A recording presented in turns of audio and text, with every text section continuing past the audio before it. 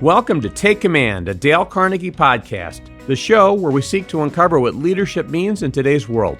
I'm Joe Hart, CEO of Dale Carnegie, and we'll be talking to diverse leaders with stories to tell across various industries to help unlock your potential for success. We'll be sharing real-life insights into leadership, which in turn can help spark the next level of your growth as a leader. Today, we have a guest who has a deep background in the media industry. From organizations such as Yahoo, AOL, and Huffington Post, to his most recent role as president of BuzzFeed, Greg Coleman, executive in residence at Lerer Hippeau, has extensive experience in leading organizations through an ever-changing business world. Greg, welcome. Fun to be here. So, Greg, you've had really an incredible career, and I know it still continues. You've been the president of BuzzFeed and Huffington Post, and you've worked at Reader's Digest. Before we get into your background and really some of the lessons you'd have and things you've learned, tell us a little bit about you and some of the things in your life that were important to you as you got into your career. Sure. So growing up, I was one of a very large family, so one of 12 children. And when you have that kind of environment, what does not kill you makes you stronger, and trying to navigate within that environment has many, many upsides. By the way, where were you in the birth order? Second oldest. A lot of responsibility on your shoulders there. We did. I mean, we had a big sign as you went into my family's kitchen, and the sign read, "Guests of guests may not bring guests." And that kind of kept down the numbers to maybe several dozen as opposed to over 100. So when you're part of a large family like that, there are several dynamics that will, of course, take place and create a basis of who you are and how to navigate the world. But also watching my dad as a young child, these are the days where just the dad worked and the mom stayed home. My mom had lots to do at home with the gaggle of children. But watching my father start to actually build a business. When I was about 5 years old, he quit his company and with two partners started a high technology manufacturing company. And we would just see him. We couldn't go out anywhere without watching him put quarters into the payphones. And he was always on, always traveling. And he was building a business. He was the first in his generation that broke through a socioeconomic barrier. And that was important for him. And as a child, I just had a seat at the table watching his moves. He didn't stop and teach me and say, this is what I did, and this is who I am, and this is who I'm talking to. You just almost through osmosis had the chance to watch. When I was around 10 years old, I remember we moved out to a very large house. And on the weekends, we had CEOs come over and playing football with us or swimming races with us. And that's all I knew, that CEOs were regular people. Mm-hmm. And the advantages that gave me in business as I was developing relationships and sometimes dealing with high-level executives are important. These were the guys with their bathing suits on that were hanging out at my house. It must have given you a confidence level, a self-confidence, I would think, in interacting with other people. Completely. But something in me just drew me into conversations with these executives. I would ask my father lots of questions about his business. But, back in those days, having a balanced life was just not there. He was completely driven to build something and to, hopefully have some time to enjoy the success. It sounds like even though your dad was constantly building and working so hard, that he really made an incredible impression on you. You learned a lot from your dad. What are some of the things that you took from your father as you began your career? I would start with positive and negative things, two parts of it. The value of personal relationships will never change. I don't care how digital we become or how robotic we become. A personal relationship in business and in life is valuable, right? Friendships and business relationships still trump many things going on out there. And maybe years ago, you could get away with just a good relationship with a mediocre product. Today, you need both, but you need both. And some people forget the value of a personal relationship. I remember my dad coming back from Germany, and with him, he brought 54 cuckoo clocks. This might sound crazy. And these big boxes arrived, and I'm like, Dad, what did you do? We don't have that many rooms. What do you need with all?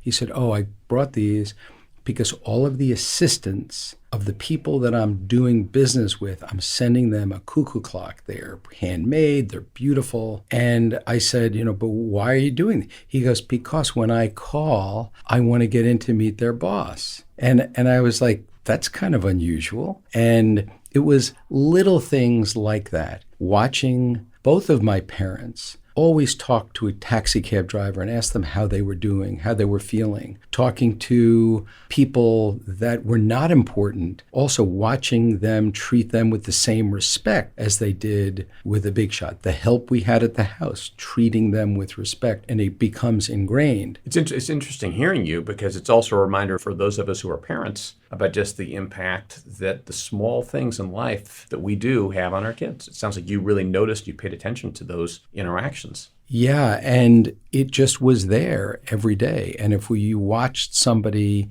treat people with disrespect, I had such an uncomfortable feeling just watching people without any empathy. It was just startling, even as a young person. On the other side, today, it's okay to have a balanced life, to not try to build the Great Wall of China or do something dramatic. It's okay to spend more time with your family. One of the things that I also learned is when you work to excess, that there are holes that develop and deficiencies that are there. So I always needed to have more time with my dad, but also my mom was under these babies. So getting somebody's attention was difficult.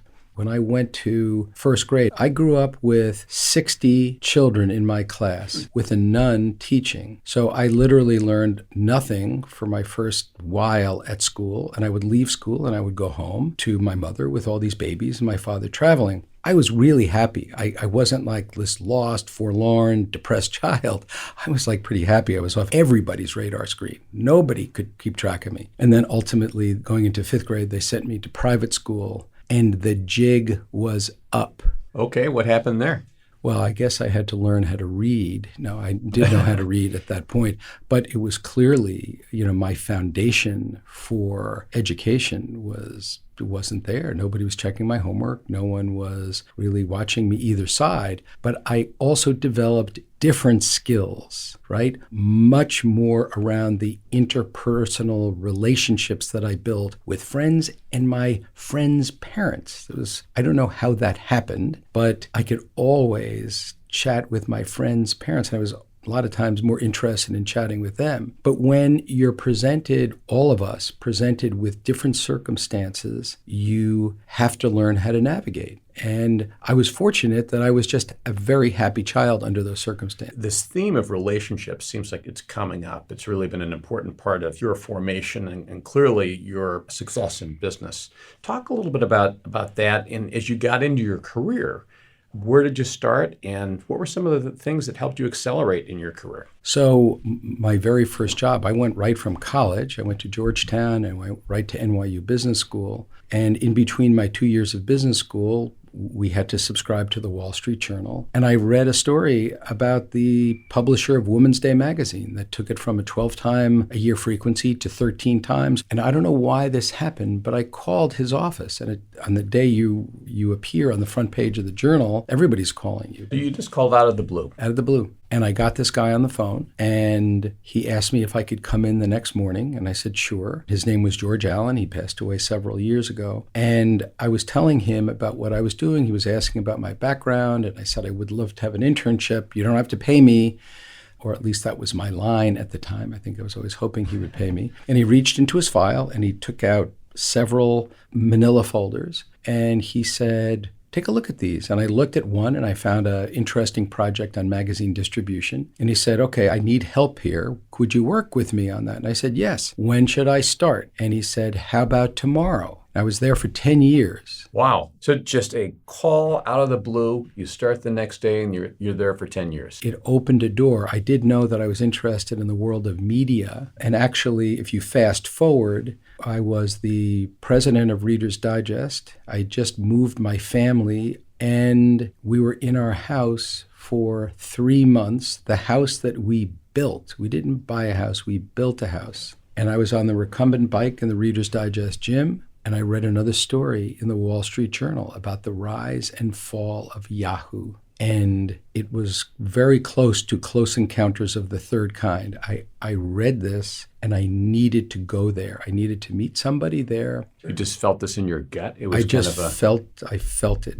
And I felt it for one reason. The whole internet had blown up. But what time is this? This is the winter of 2000, right after the whole internet had the terrible breakdown. Everything fell apart except consumers were spending more and more time reading material online.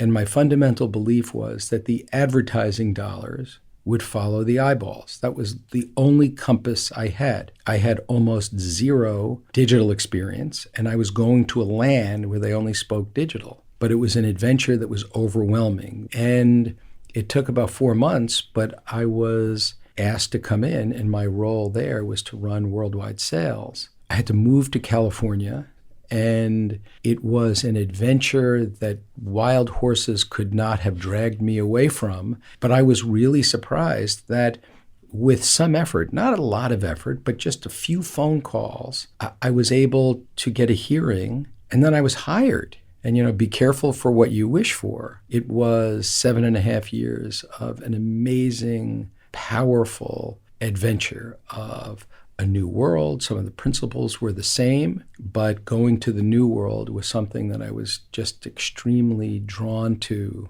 And then that put me on a digital track for some of the other things that I did. So share a little bit about that, because in a couple things. One is this is a time of major disruption in the media space, starting at that time and moving forward, right? You talked about the major shift in terms of some of the things that were happening.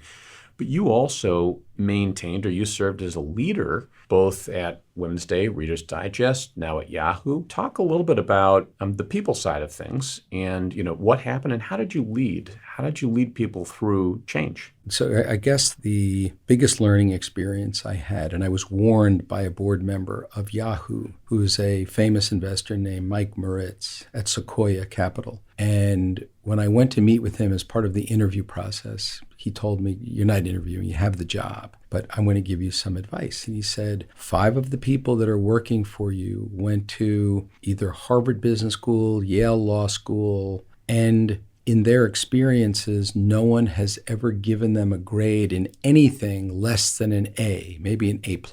And part of my job as their new manager was to be able to talk about the marvelous things that they had done, but there's also things that I'd like to see them do differently. And as much as he warned me, he could not have warned me enough, because when you essentially tell somebody that probably was at the head of their class from kindergarten through graduate school, that there are some things that they can do to improve, it didn't go over well. And I was really surprised. So the way I give performance appraisals, I do it just in 2 simple parts.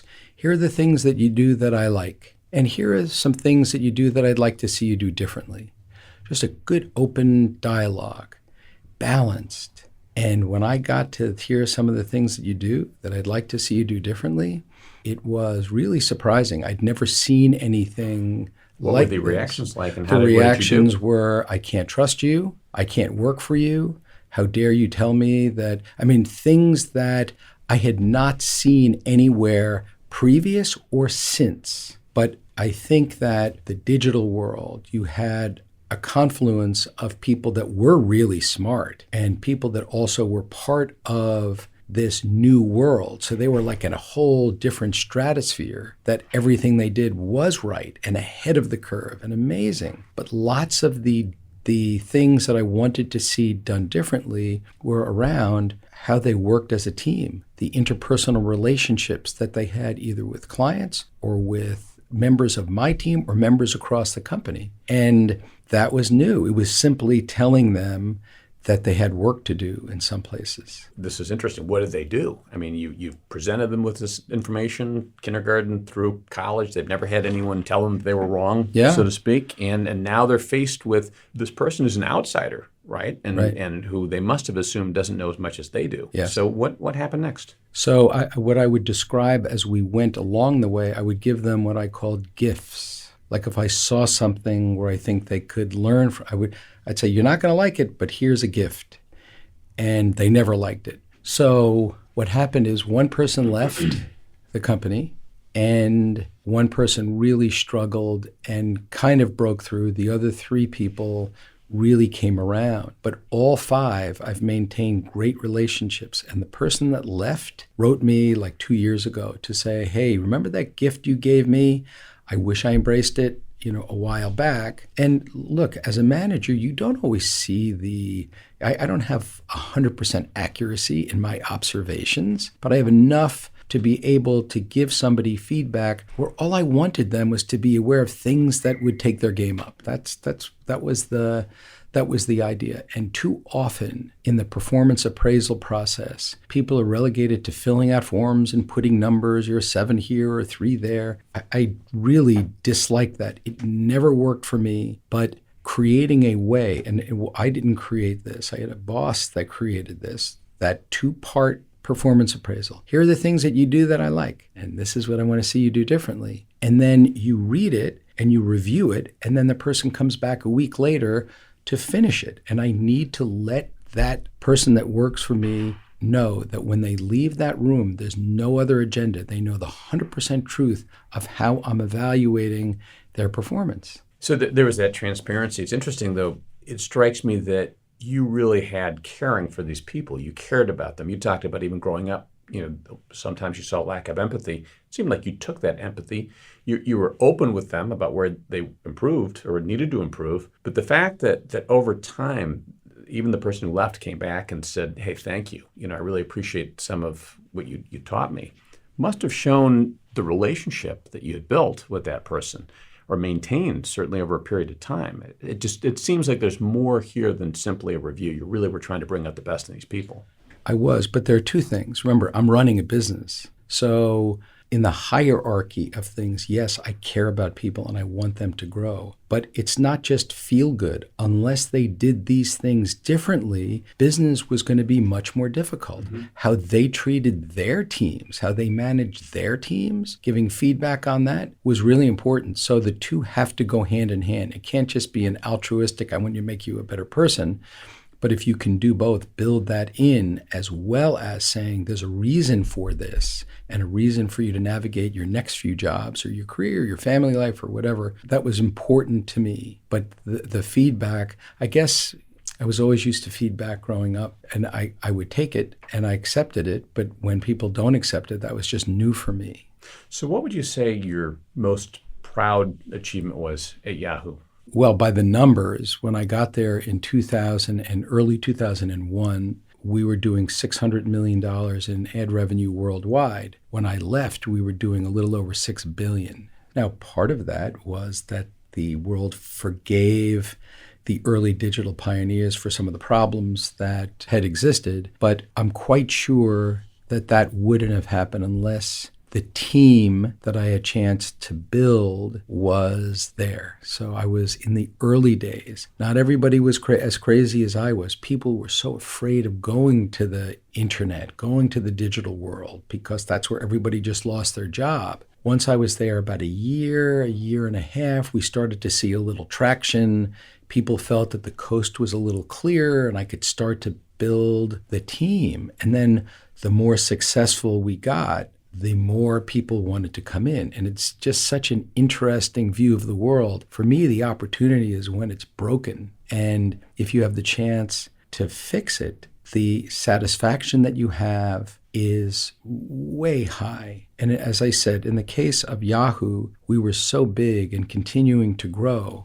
All those eyeballs watching were growing and growing, and the marketers, which was where all of our revenue came from, advertising dollars, they had to notice and they needed to get in front of these people. What did you do next, Greg? I mean, you built this hugely successful business at Yahoo. You go from $600 million to $6 billion in ad revenue. What did you do next, and what led you to leave? Yeah. So one of the board members of Yahoo, his name is Lerer Hippeau. Eric had gone over to be the CEO of the Huffington Post. And I had made the decision to leave Yahoo in early '08. And when I did, I took some time off. I ran a global job where I was traveling, and I took some time off. And at the end of the summer, I had dinner with Lerer Hippeau, and we were chatting, and he was 3 months in, and he was looking for a president of the Huffington Post. And he and I are chatting across like 3 other people, and I'm sitting next to his wife, and his wife, after hearing us chat for 15 minutes, she whispers, "Go for it." And I'm like, "What do you mean?" She goes, "You know what I mean, go for it." And I started to smile. And then Eric and I met twice the next week, and we did a deal. And that also was interesting because when I got to the Huffington Post, you had a lot of people that would say, "Hey, why are you going over to work for that left-wing political blog? It's not going to go anywhere." I didn't know. I wasn't sure. But the people, right? I did an assessment. I knew Eric well. And I had the chance to get to know Ariana during this courtship period. And also Jonah Peretti, who was one of the founders, who was ultimately the founder of BuzzFeed. And we worked hard, and we were like really successful. We got to a point where we were larger than the New York Times. And we sold to AOL almost 3 years after I started. And it was terrific. And those relationships kind of stayed. And then I went to work for a French-based advertising technology company called Criteo, where I was president. And we worked hard there, and we took it public 3 years after I started. And it was a big success. But going back to the point, then after I did my 4 years at Criteo, Jonah Peretti, who I worked with at BuzzFeed, called me one day, "Hey, let's have dinner." And we had dinner, and we started to chat about things he was working on. I was an early advisor to him. And then the next thing I knew, we started to have that chat. So I had a theme with Lerer Hippeau, who I worked hard with. And there are other people along the way, but I'll just cite these two. And then Jonah was a behind-the-scenes, you would call him the chief geek at BuzzFeed. He did all the technology. He figured out how to do all the social sharing and all that stuff. We just became friends. I had no plans to befriend him so that he'll hire me as president of BuzzFeed. It just was the furthest thing from my mind. We were just friends, authentic relationships. And what I mean by that is when you do things for people without ever expecting anything in return is where the magic happens. So today you would say no quid pro quo, but when you befriend people and you do things authentically, and it's happened to me probably 7 times in my career where the boomerang came back to me because I worked with people and did some things without a handout, without anything, just because. But those relationships, going back to one of the other themes, was always powerful. And the best time to, one of my bosses was fired at Women's Day magazine. Our publisher was fired. I went out to dinner with him the following week. He was down in the dumps talking to him. And then the next thing I know, he becomes president of Reader's Digest. 4 months after that, I wind up over there. And I wasn't auditioning for it with him. I cared about the person, and I think they saw it. So I think today, as leaders, the lack of what I would call true authentic marketing is fairly high. You don't have a lot of it. It's either I'll do this, and if you do that, very transactional. So that was something that I learned along the way. It's interesting, though. It seems like a lot of people are discovering or rediscovering that, really being authentic, it's a critical part of who we are and who we need to be if we want to be successful. People can tell if you're not authentic, and people want to work with it. If we look at social media right now, people want authenticity in people they follow in social media. You can be a good actor for only so long, and then you will revert back to who you are. So using your strengths, using things that you believe in, generally will still carry the day. It's funny, I think about, some of the things that Dale Carnegie taught. And, you're talking about really giving honest and sincere appreciation, or being honest and sincere. You weren't looking for something from someone. You're just being a good person. When it comes to presentations, what if we earned the right to talk about something that is who I am, not someone I'm trying to be, but be yourself. And it sounds like that's been a real formula for your success, is you've been you've made good relationships, you've done good work, and that's helped very well for you. Yeah, I know it has, and it's fun to be able to do something without trying. So whatever formula of what was in my genes or what I learned growing up, or it made it easier for me. And for some people, it's not that easy to do what I did, but they have their own magic. I teach a class at New York University for second-year MBAs. It's called Digital Media Innovation. And I have 120 students in the class, but I do office hours for 2 hours before every class. Everybody gets 15 minutes. And what I have really been surprised about is that a surprising majority of the students had either worked in jobs that were unsatisfactory and really didn't do much about it. And those students that are going part-time and going to school at night, the number of really smart people that are stuck and don't know what to do if they're in a job that is not satisfying, the lack of energy around doing something is really surprising. So what does that mean? Does that mean that people aren't willing to make a change, that there's just an inertia that they have? What do you mean by that? I think heavily inertia, and also you have students that are in their mid to late 20s where no one along the way either mentored them, nowhere did they teach what I would call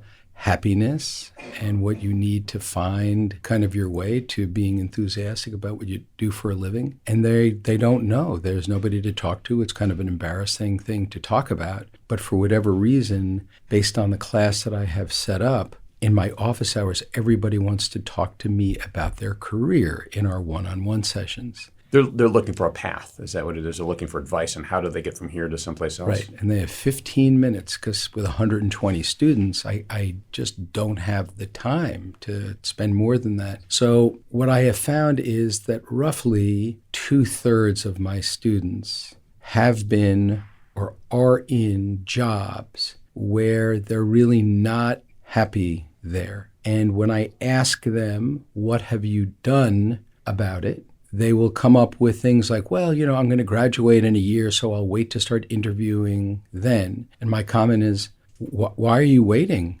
You're going to business school. You can talk about that. No, I'll want to wait when I get that sheepskin in my hand. Is it a fear, do you think, that's underlying this for them? Or what's keeping them back? Is it just not lack of knowledge? It's deer in the headlights. It's a phenomenon that I'm really diving into more. And I'm talking with the school about getting some more formal research as opposed to the research that I'm doing just by talking to my students. But they literally don't know. There's nobody pushing them. They're really not getting advice at home.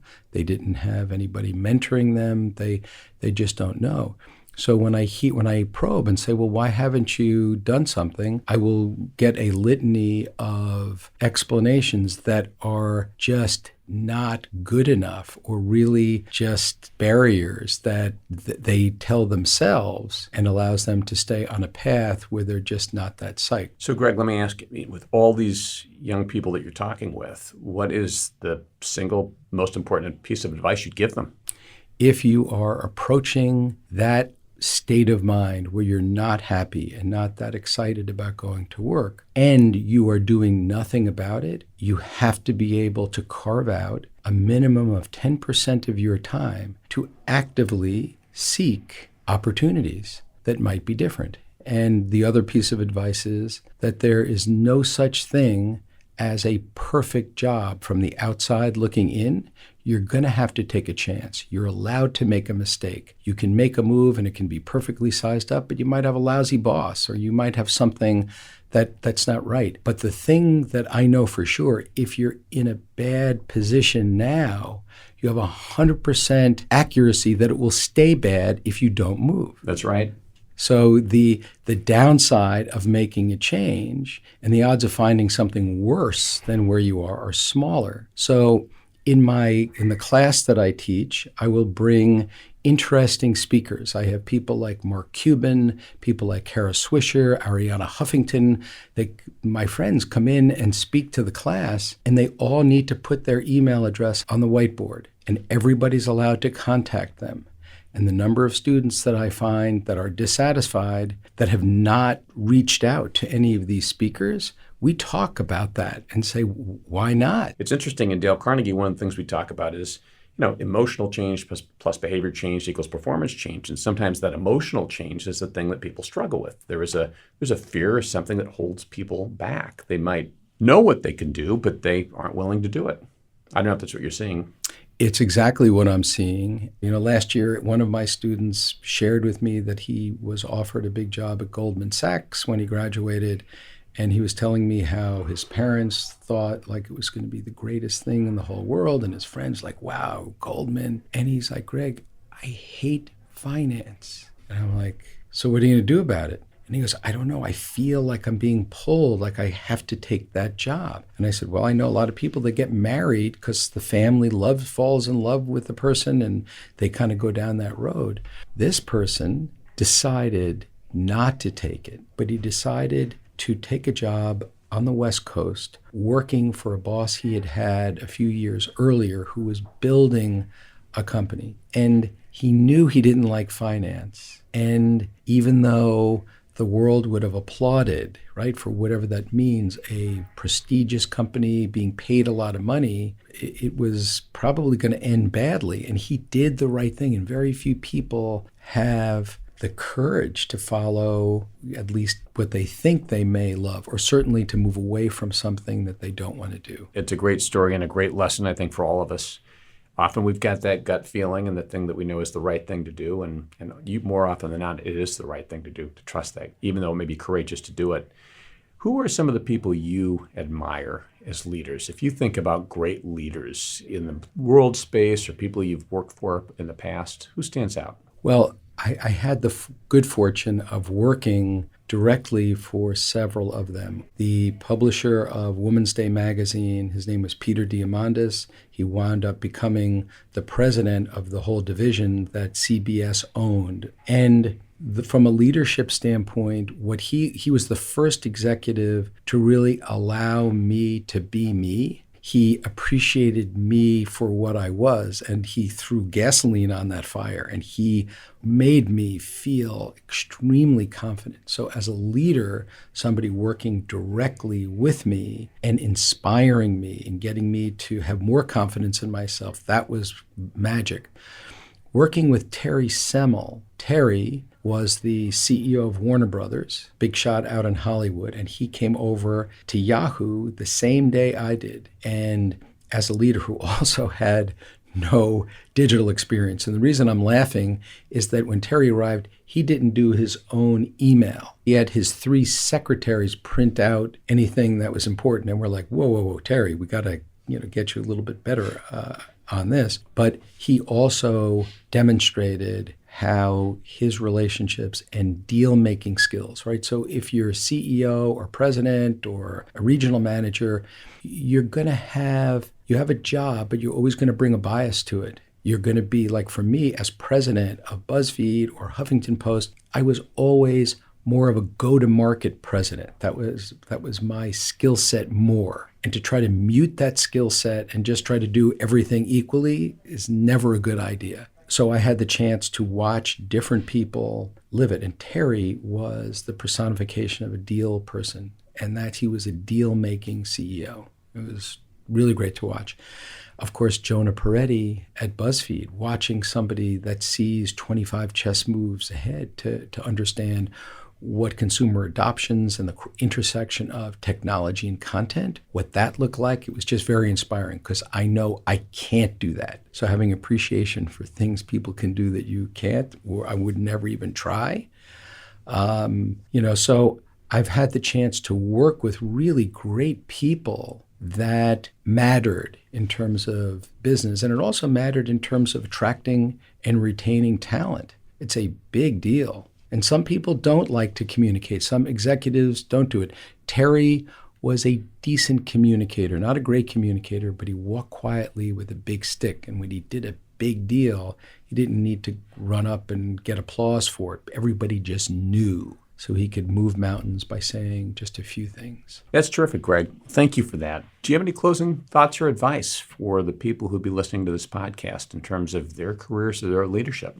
With a career and where you're spending your time, it's not okay for it to be okay. It's just not. And as one of my speakers in my class, Alexa Von Tobel, who started a company called LearnVest, as she talked, she goes, look, as far as we know, this is not a dress rehearsal. It is not. If it's not working and you're not happy, then knock it off. It's just not okay. And people need that message. So there are executives that have big jobs, and executives, particularly those making a lot of money, that make significant trade-offs, happiness trade-offs.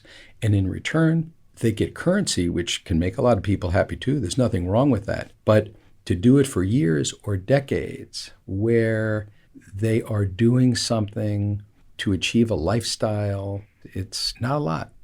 Well, thank you, Greg. This is terrific. I mean, what I'm taking away from this last comment is, life is not a dress rehearsal, so take command, right? Got to seize the moment and be courageous. And not be afraid. Thank you so much. Terrific to have you with us. Thank you very much. I hope you enjoyed this edition of Take Command, a Dale Carnegie podcast. This episode was recorded, edited, and mixed by Justin D. Wright of Seaplane Armada.